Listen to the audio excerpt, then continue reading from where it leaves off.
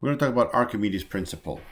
So the idea is that when an object is placed in water, its perceived weight is not the same, it's less, right? And you've seen this before. For example, if you take some heavy object, like I remember when I was a kid, they used to throw this, they have like this rubberized heavy brick that they would throw into the pool, and kids would have to swim down and pull it out. And so you'd swim down, and then you'd pick up the brick and then swim up to the top.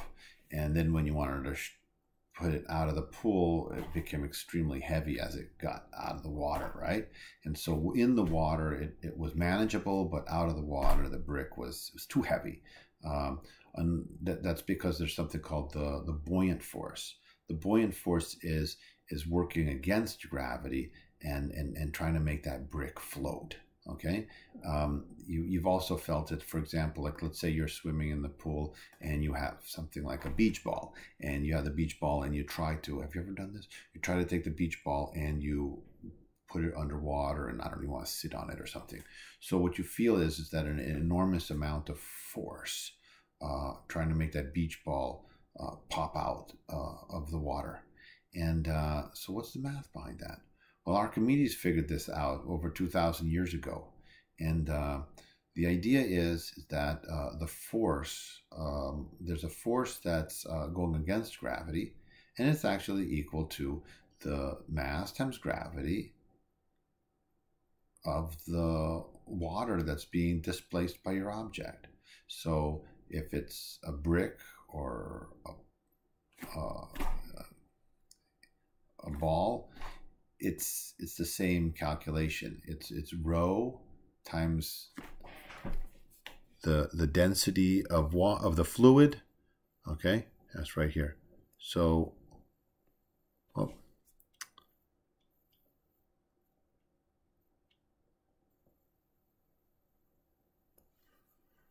okay, rho times the density of the liquid times the volume displaced times gravity is the buoyant force.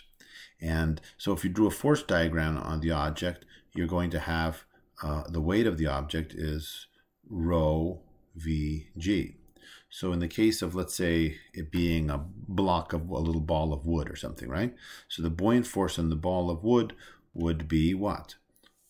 The buoyant force, it doesn't matter whether it's a piece of wood, right? The buoyant force would be the density of the water times the volume of the ball times gravity. Well, in this case, they told us that the radius was 5 centimeters. So we would say, force buoyant,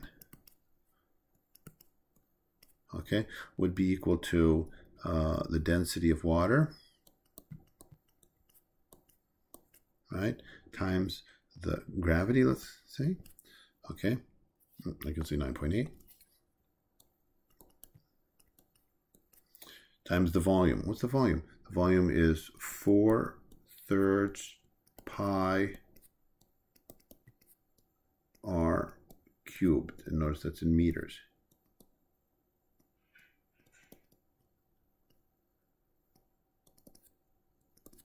Okay, and you plugged it in, and you get your buoyant force. And the force, the weight, gravity, is going to be equal to, on that one, it's going to be 600, okay, kilograms times 9.8, 4/3 pi 0.05 cubed, okay? So by looking at these two numbers, even without plugging it into the calculator, I can see that the density of 1,000 versus the density of 600 means that the density of the water wins, right? And the ball is going to want to float up. Let's do a quick question here. So in the previous calculation, the density of the wood was 600 kilograms meters cubed. If the ball was instead made of steel with a density of 7,800 kilograms per meter cubed, how would the forces on the ball change?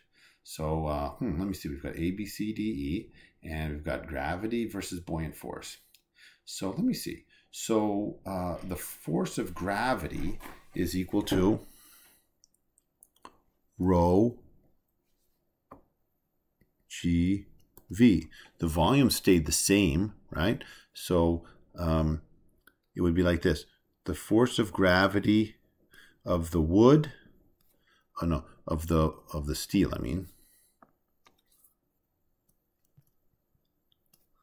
versus the force of gravity of the wood would be equal to, okay, let me see, the density of wood, gravity times the volume. Well, in this case, it would be the density of the steel, gravity times volume.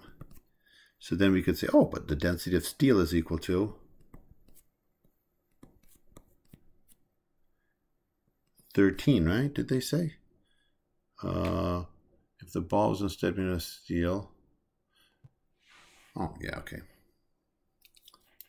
Sorry. I'm just going to write down 600 GV. See, even I make mistakes. Even I. Especially I make mistakes. And so then the volumes cancel, the gravities cancel, 0, 0, 0, 0 cancel, and we get 78/6. Calculate that out.